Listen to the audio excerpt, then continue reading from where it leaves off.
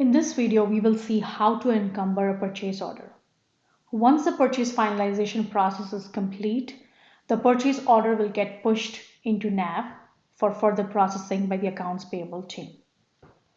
To access your purchase order, you can click on the purchase order view section here, and it will show you a list of all the purchase orders. In this example, I'm going to encumber PO number 4. So to do that, I will double click the purchase order. And I will start by reviewing the header. And the first thing which I want to make sure is the PO number that we have here ties to the supporting documentation that we have in the procurement folder for that PO.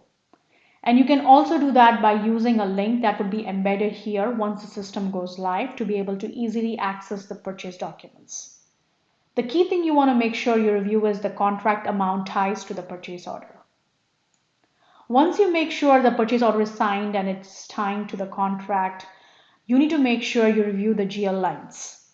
Now, all these lines are entered during the purchase request and finalization process, so it may not be always correct.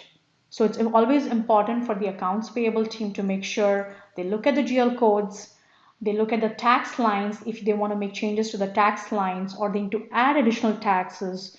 Based on their statutory requirements, they do it at this stage when the PO is new. Once the PO is satisfactorily reviewed by the accounts payable team, they need to click on submit.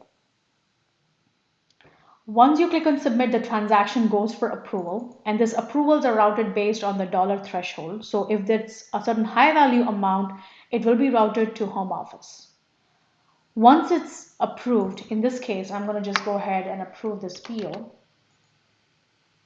The status of the PO changes to approved. Once it's approved, only then can you encumber a purchase order. So you click on Home, Post, Encumber, and click on OK. Now, the purchase order status changes to encumber. Only when a purchase order status is encumbered will it show up in FRERO for receiving and invoicing purposes. So it's very important that you always make sure your purchase order queue is clean. Anything that needs approval pending, follow up. Anything that's disapproved, take timely action so that as soon as it's encumbered, you're able to receive your invoices seamlessly.